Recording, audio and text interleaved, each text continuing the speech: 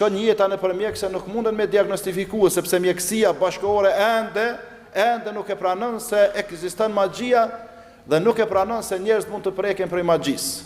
Ka mundësi dikush është i prekun prej gjinëve, e sulmojnë ata her pas here. Ka dikush është i prekun prej xhelozisë së njerëzve apo të gjinëve, edhe nuk është i përkushtuar në ibadet edhe nuk din si me u mbrojt. Ka të tjerë që janë të prekun prej mësyshit. Çantën ditën, fëmijët të natën, krejt pediatri jep raportin që krejt është në rregull, kur farë shqetësimi ky fëmijë nuk e ka mirë, po nuk ndalet.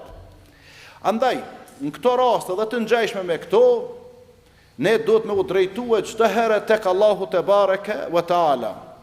Nuk është shërues, mjeku nuk është shërues, hoxha, po shëruesi absolut është kush? Allahu te bareke ve taala.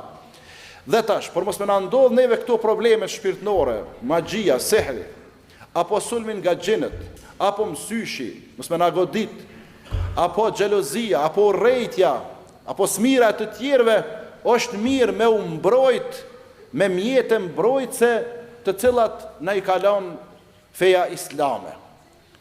Dhe puna e parë që e mbron besimtarin musliman nga të këqija dhe keqbërësit, qofshin ata njerëz, qofshin ata gjin, qofshin kafsh apo diçka tjetër, puna e parë që e mbron besimtarin musliman është mbështetja e palkundshme në Allahun te bareke ve taala.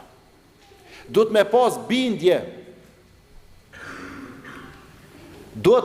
bindje që asgjë nuk mundet me të bo askush nëse ti je mirë me Allahun te bareke ve taala. Për ata Allahu xhalla shanu në hadithin kutsi ka thonë, nëse mblidhen njerëzit edhe gjinët në një fushë, në një arenë, edhe të gjithë ata së bashku e bojnë një plan, një projekt me të dëmtu ty me ta bëni të keqe, nuk kanë me mujt me ta bë përveç qoftë se ka caktuar Allahu te bareke ve taala. Që të bindje, që të mbështetje do të me pas tek Zoti. Po edhe ka thonë Allahu Teala në hadithin kutsi, sikur të mblidhen njerëzit edhe gjinët në një fushë, në një arenë, në një vend, të gjithë së bashku duke ndihmuar njëri tjetrin, për me ta bë ty një të mirë, të cilën ta ka caktuar ty Allahu te bareke ve taala, nuk ta ka shkruar Allahu te bareke ve taala, nuk munden me ta bë. Andaj, çfarë themi? Themi se i mbështetemi Allahut, edhe ajo është mbështetësi më i mirë. Hasbunallahu wa ni'mal wakil. Wa man yatawakkal 'ala Allah fa huwa hasbuh. Ai cili mbështetet Allahu Teala, Allahu i mjafton atina.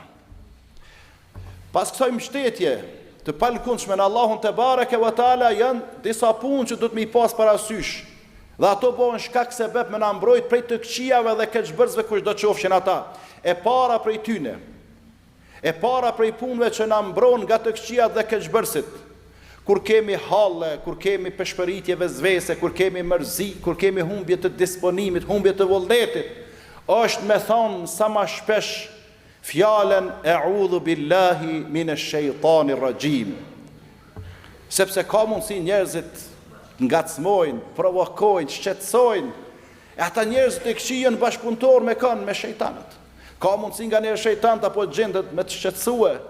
Andaj në këto raste sa ma shpesh thuaj e'udhu billahi minash shejtanir rajim, që do të thot i mbështetem, kërkoj mbrojtje tek Allahu nga kush? Nga shejtani i mallkuar. Er-rajim është ai i cili është i larguar prej mëshirës, prej rahmetit të Allahut xhalla shanu. Dhe sa ma shpesh këto me thonë, aq ma mirë i kje punët me Allahun.